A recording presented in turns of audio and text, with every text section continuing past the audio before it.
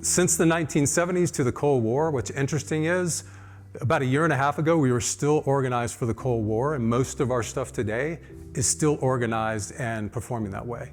Think about what that timeline did to us as a nation. We were in competition. The complexity of the systems was so much that the system development got really expensive. The companies shrank, and small companies couldn't survive with that complexity. And so the sustainment and procurement actually became a business model as well. The challenge is today is we're in a digital and a tech environment, yet that competition and what we're seeing in industry is not how fast the military can move. And the reason that's important to you and the opportunity for you is it is not only in your interest, it's in our nation's interest, as well as our partners, so that we can actually do our job. We're dealing in the digital age, we're dealing with technology that's driven by software and data.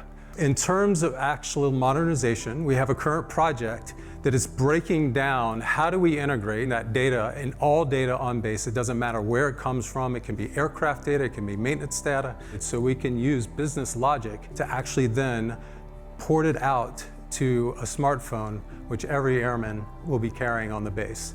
That is a project that's just in the works, but it's something that I think will revolutionize not just the way we do basing infrastructure, but the way we do command and control writ large. So as you guys think of your opportunities and what you can do in the space, and even some of the examples that I give, please keep in mind that the Department of Defense is a very powerful market, and we need to start thinking of it like that. There's thousands of operating systems, the platforms themselves, the data centers that are trying to come together, the different cloud architectures that are trying to move out. It is millions and millions of different devices as we're trying to bring together.